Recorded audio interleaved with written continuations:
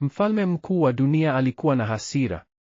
Malkia wake alikuwa amemfedhehesha mbele ya wakuu wake wote na sasa alikuwa anatafuta mpenzi mpya. Lakini je, unajua nini? Katika jengo hilo hilo la kifalme, mtoto yatima wa Kiyahudi alikuwa anaishi, asiye na ujuzi kuwa Mungu alikuwa tayari amemteua kwa kazi kubwa zaidi duniani. Esta hakujua kuwa alikuwa karibu kuwa chombo cha Mungu cha kuokoa taifa lake kutoka maangamizo. Hadithi hii si tu kuhusu urembo au bahati nasibu, ni kuhusu jinsi Mungu anavyoandaa watu wake kwa nyakati za hatari. Tutaona jinsi Mungu aliongoza kila hatua, kila uamuzi, kila tukio ili kufikisha mpango wake mkuu wa wokovu. Leo tutaona siri za uteuzi wa Esta kuwa malkia na tutajifunza kuhusu jinsi Mungu anavyotayarisha watu wake kwa kazi zake kubwa. Tunataka kuona mambo ambayo watu wengi hawayaoni katika hadithi hii ya ajabu. Hebu tusome maneno ya Mungu kutoka kitabu cha Esta sura ya 2 mistari ya 1 hadi 23. Baada ya mambo hayo, hasira ya mfalme Ahasuero ilipotulia, akamkumbuka Washiti na alichomfanyia na hukumu iliyotolewa juu yake. Kisha watumishi wa mfalme waliomhudumia wakasema, watatafutwe wasichana wazuri wa sura kwa ajili ya mfalme. Naye mfalme na awateue wakuu katika majimbo yote ya ufalme wake, ili wakusanye wasichana wazuri wote wa sura kwenye jumba la wanawake huko Shushani ikulu, chini ya uongozi wa Hegai, towashi wa mfalme, mlinzi wa wanawake.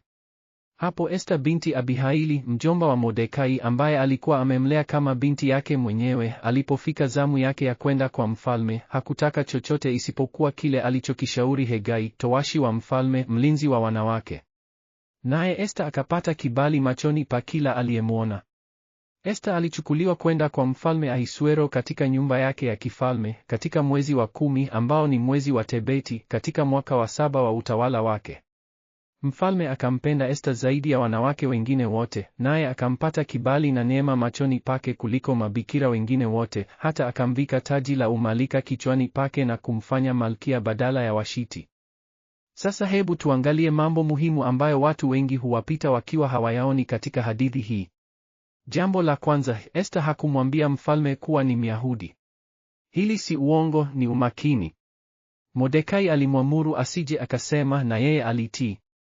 Kwa nini? Kwa sababu Wayahudi walikuwa watu wa kigeni katika Uajemi na wengine waliwachukia. Mordekai alijua kuwa kama mfalme angejua mapema, huenda Esta asingeteulwa. Jambo la pili, mfalme hakumjua Esta kabla ya kumteua. Maana yake ni kuwa Mungu ndiye aliyeongoza moyo wa mfalme.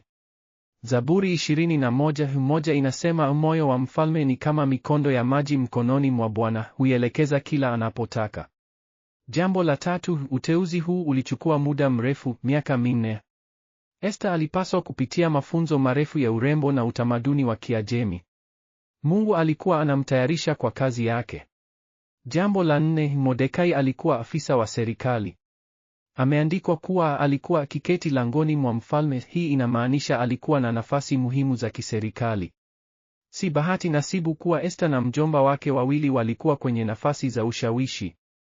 Katika hadithi hii tunaona mabadiliko makuu ya kiroho. Badiliko la kwanza ni kutoka kwa bahati nasibu hadi mpango wa kimungu. Watu wengi wanaona Esta kama msichana aliyepata bahati nzuri. Lakini Biblia inatuonyesha kuwa hii ilikuwa mikakati ya Mungu. Mungu alikuwa akimtayarisha Esta kwa kazi yake ya kuokoa Wayahudi. Badiliko la pili ni kutoka kwa hiari ya kibinafsi hadi utii kwa mamlaka ya kimungu.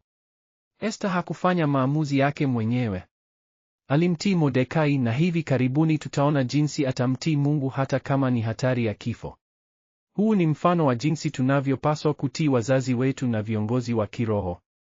Badiliko la tatu ni kutoka kwa mazingira magumu hadi nafasi ya ushindi.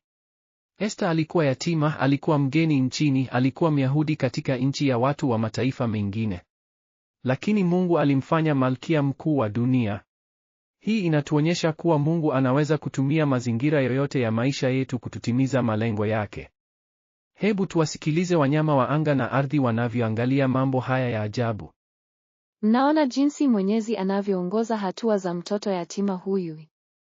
Nimeona kutoka juu angani, kila kitu kinaendana na mpango wake mkuu. Binadamu hawajui kuwa wako katika mikono ya mfalme wa wafalme. Esta hajui kuwa amechaguliwa kuwa chombo cha wokovu. Mungu anatayarisha watu wake miaka kadhaa kabla hawajahitaji. Utii wa Esta kwa Mordekai unaashiria utii wake kwa Mungu.